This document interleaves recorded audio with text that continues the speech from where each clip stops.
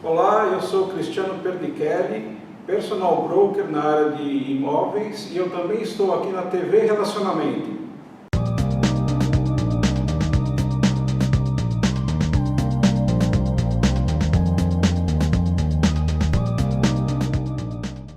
Olá, internautas! Iniciamos mais um programa Gestão Executiva.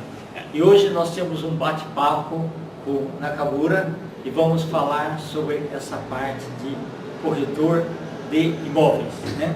Nós temos aí hoje uma obra aqui no local, então vocês vão escutar um pouquinho de barulho aí de obra mesmo, né? Mas faz parte, né? Nakamura, gratidão, muito obrigado por você ter aceito o convite, tá?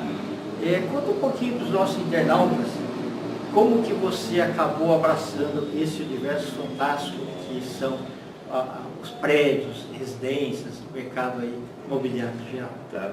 Bom dia, obrigado Kenji por essa oportunidade e sim, eu é que realmente agradeço essa acolhida aqui e esperamos que vamos passar um momento muito bom aqui nesse bate-papo.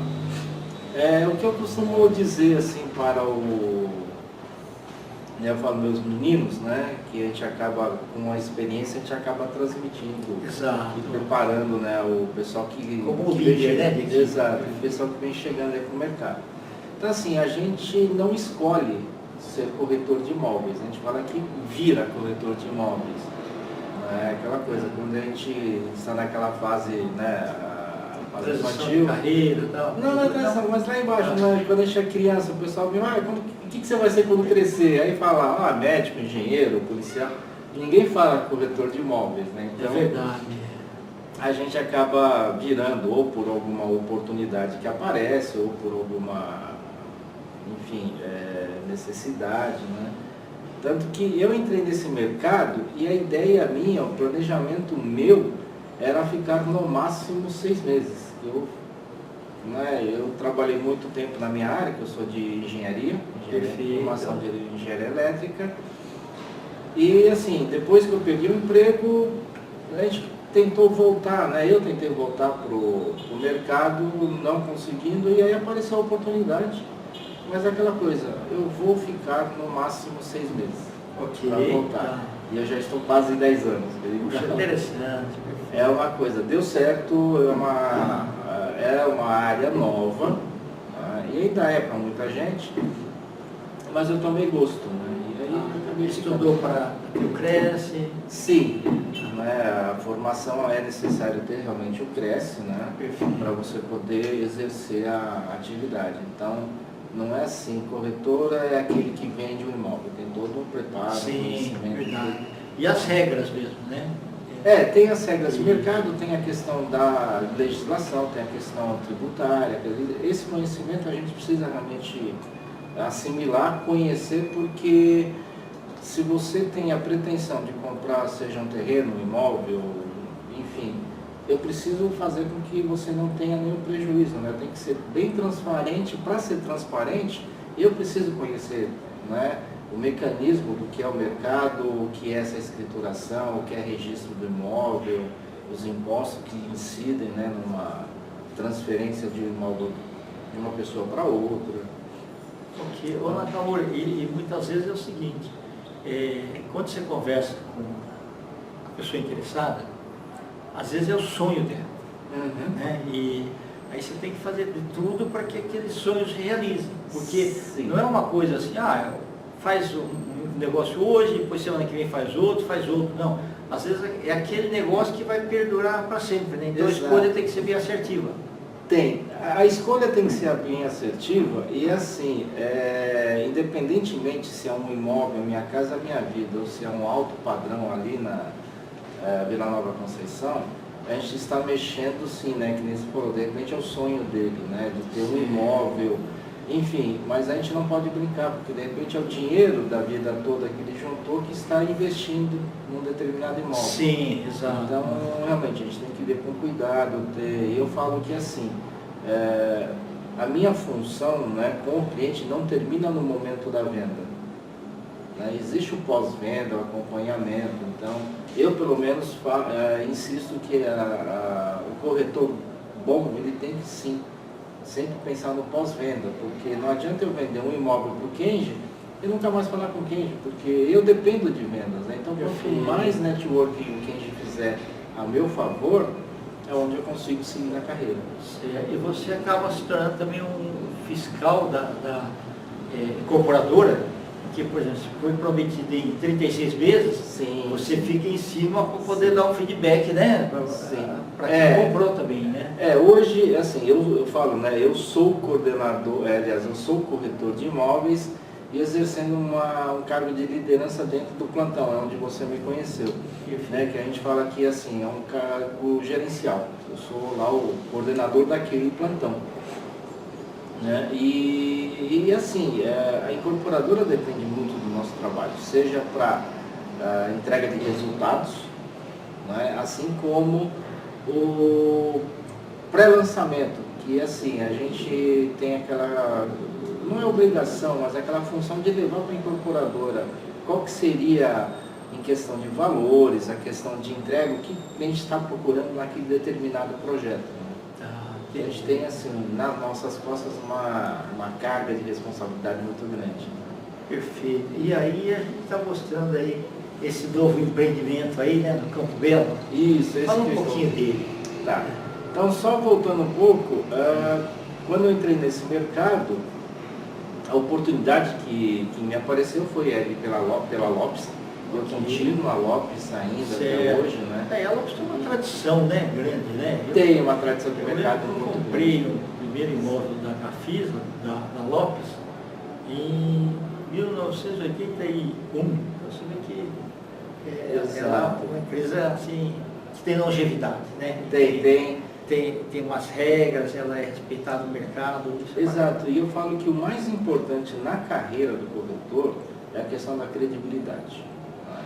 Eu preciso entregar uma credibilidade, porque aí sim eu consigo fazer bons negócios. E aquela coisa, né? De novo, eu estou mexendo com dinheiro, com seu dinheiro. Perfeito. Então, se eu não tiver essa credibilidade e realmente essa conquista, a gente não vai fazer negócio. Sempre vai ficar a questão da desconfiança e é um dinheiro que você tem guardado e quer realizar de repente o sonho de comprar, seja para moradia ou seja para investimento, aquele imóvel. Então a gente tem que tomar muito cuidado com isso. Eu até brinco, mas é uma coisa séria, né? Eu falo, eu não vendo imóvel, quem vende é a incorporadora. Eu estou lá em busca de uma solução, né? É um facilitador. Exatamente. Né? E falando desse projeto aqui do Campo Belo, o lançamento é agora, dia 15 de abril. E assim, é um projeto muito, muito bom, bem localizado, numa região que está em franca valorização, né? Tendo em vista o que nós temos lá ao redor, em termos de mercado concorrente. Então, assim, é uma região entre o Brooklyn, Campo Belo, Moema, é uma região que hoje realmente vale a pena investir. Né? E ele está próximo ao metrô Campo Belo também, na Via Santa Marta. O site Brooklyn está ali a 300 metros, né, do metrô Campo Belo. Aquela que corta também do lado é a Roberto Marinho? Nós temos ali a Roberto Marinho, a Santo Amaro. Isso, né? Perfeito. E assim, o que faz ali um ponto bom de investimento é a proximidade, né, com a jornalista Roberto Marinho, com a Chocri Zaidan, com a Berrini. É verdade. É uma região muito, muito, assim, hoje procurada em termos de, vamos colocar ali, concorrência no eixo, né, financeiro e administrativo, que a gente tem ali a Avenida Paulista como o polo mais conhecido. Mas a Berrini hoje também está descontando como um centro administrativo financeiro das grandes empresas. Legal. Ô Nakamura, e quanto tempo que ele está estimado para entrega? O lançamento ele vai ocorrer agora dia 15 de abril e a entrega para vocês, né, os proprietários, em janeiro de 26. Ok, ele tem lá os apartamentos, tem os estúdios também, né? Tem os estúdios, né, voltados para os investidores, que a gente chama de não residenciais, e as metragens também são bem encaixadas para o público daquela região. Então, estúdios a gente vai falar de 25 a 35 metros. Né? E aí tem os apartamentos residenciais, Então, os 2 dormitórios que vão de 58 até 72 metros e os de 3 dormitórios que são as metragens de 85 metros. Ok. Falando na parte de valorização da região, do imóvel, né? Você ainda tem que estudar o seguinte: o plano diretor, o que vai ter em volta, né? Certo? As facilidades e também assim dar uma credibilidade para quem vai investir, porque hoje você tem aquilo que os bancos ofertam, você tem também criptomoedas, você tem ações, uma série de coisas. Então o corretor ele tem que estar assim bem munido de informações para mostrar que tijolo ainda é um bom investimento. Perfeito. Eu costumo fazer uma brincadeira dizendo que assim, o que ajuda muito a gente, né, nós mostrarmos o quanto vale a pena realmente investir em imóveis, é o próprio governo. Porque existe aquela taxa, né, o imposto sobre o lucro imobiliário. Né? Então, no momento que você vende o seu imóvel, você tem ali que recolher o imposto. Então, eu costumo dizer assim, se não fosse um mercado muito bom, o governo não estaria visando o imposto, né? Então, é assim, vale sim a pena investir em tijolo. Agora, para eu poder comparar o quanto que vale investir no tijolo, eu preciso saber como é que está o comportamento do mercado financeiro, do mercado de commodities, a questão de investimento em euro, ou dólar, ou ouro. Então, assim, olhando o mercado futuro, eu preciso realmente saber, né, as oscilações, né? Porque é comum, né, o investidor ele perguntar quanto que vai ser a minha taxa de retorno, ou ali, né, os estúdios. Eu adquiro um estúdio, em quanto tempo eu tenho a taxa de retorno, qual que é a minha rentabilidade, qual que é a taxa de vacância, quer dizer, então, assim, ser corretor de imóveis é uma coisa que você tem sempre que estudar, seja o mercado financeiro, a evolução do mercado imobiliário, a região que você está. Eu costumo dizer que corretor de lançamento comum, eu acabei me tornando, a gente é nômade, né? A gente fica 2, 3 meses em determinado produto e aí a gente parte para o outro e assim vai. Então é como se eu mudasse de empresa a cada 4, 5 meses. Porque a gente vai para uma outra região, são pessoas diferentes. O entorno é diferente. O entorno é diferente. É uma equipe nova também que assim, né, a Lopes é muito grande e ela atende praticamente o São Paulo como um todo. Então, assim, são corretores que devem ser especialistas na Zona Sul, onde eu estou hoje. Então, eu vou coordenar um projeto na Zona Leste, nem toda a equipe te acompanha, né? É verdade. E muitos você tem que reciclar, né? Ou até treinar novos, né? Exatamente. A gente tem ali hoje, por exemplo, ali no Zite, que você nos conheceu, eu tenho ali um misto. Eu diria que 50% é um pessoal que já tem uma certa experiência de mercado, né? E 50% é o pessoal que está entrando nesse mercado. Então, assim, a gente tem que realmente colocar na balança, porque se você nivelar, aquele pessoal mais antigo acaba se sentindo, tipo, estou perdendo meu tempo aqui, porque não está agregando conhecimento. Verdade. Então, é meio... Mas a reciclagem é boa. A reciclagem é boa. O ser humano, ele aprende por repetição. Sim, Você tem que escutar várias vezes a informação para que na hora do momento certo, né, de passar a informação, ela seja realmente passada de forma mais transparente possível. Né? Exato. E quando a gente fala, né, que o bom corretor ele está ali em estudo contínuo, é isso. Você tem que olhar principalmente o teu entorno. Quais são os seus concorrentes?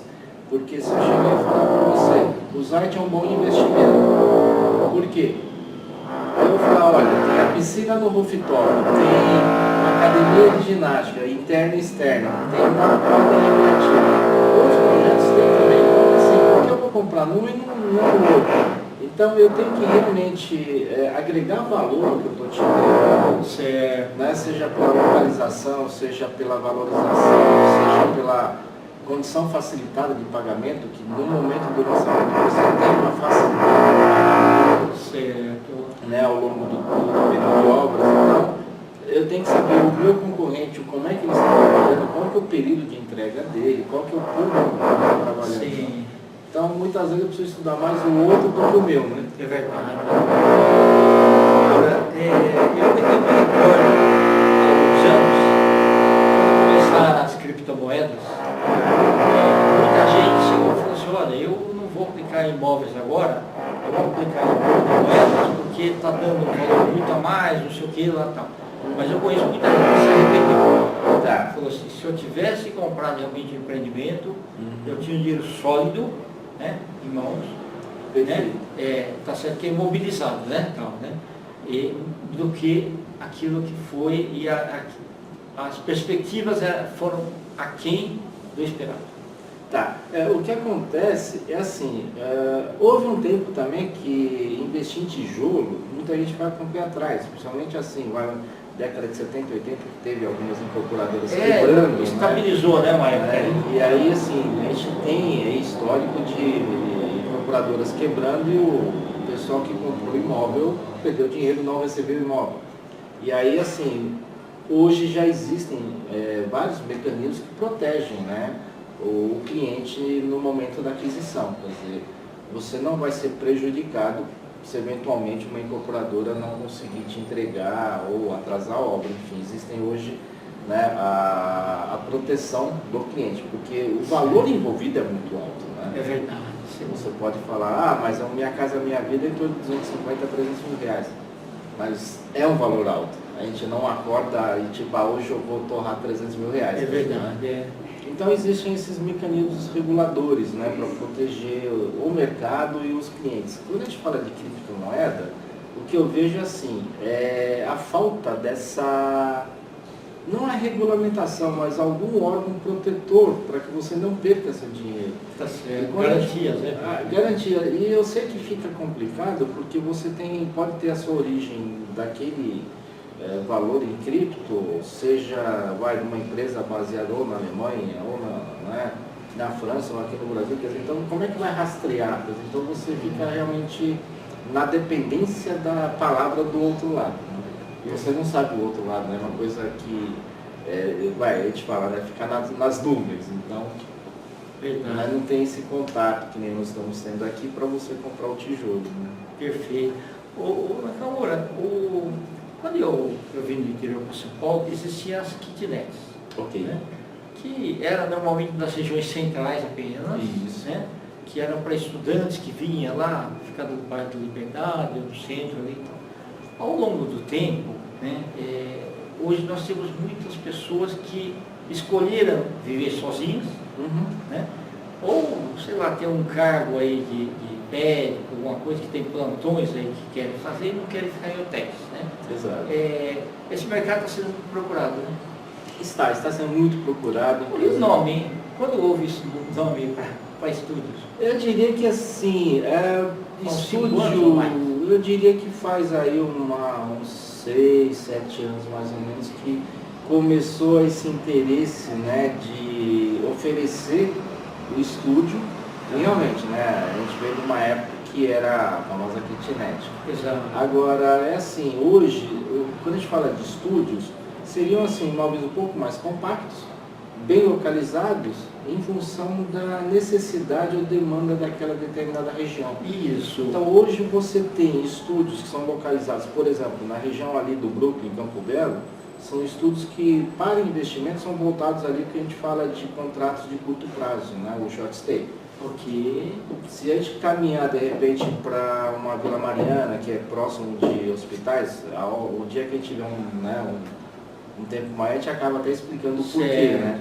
Mas Vila Mariana, assim, já seriam contratos de 2, 3 meses na sua maioria, mas você tem a taxa de ocupação muito alta, né? Perfeito. E quando a gente vai para a proximidade assim, de universidades, faculdades, você tem aquele estúdio que o teu público vai ser por contrato de longo prazo. O aluno que veio para São Paulo... Sei lá, a engenharia ele fica 5 anos. 5 anos, por exemplo. Então, é aí onde entra também a nossa responsabilidade, orientar o investidor em cima do que ele está buscando, qual que seria uma região de interesse, né, na questão de investimento, seja em estúdios Hoje a gente fala em estudo de investimento pela quantidade de projetos que nós temos disso. Mas depende da região, você pode assim, ter uma boa rentabilidade locando, né? Imóveis de metragens maiores, 2 ou 3 dormitórios. Então, assim, Perfeito. é onde a gente fala, né? Usa do nosso serviço para realmente buscar a melhor opção para vocês. Na realidade você está fazendo uma vida consultiva. Exato, exatamente. Tá ótimo. Nakamura, nós estamos nos finais, tá? Se você me permite, nós vamos colocar aqui os seus dados aqui, para que as pessoas entrem em contato, né? Tá bom? E volte outras vezes aí, tá? Com certeza. Muito obrigado. Obrigado, Kenji. Obrigado, pessoal. Internautas, com os agradecimentos então ao Nakamura pelas brilhantes informações a respeito das vendas imobiliárias, né? Nós finalizamos mais uma Gestão Executiva. Grande abraço e até a próxima.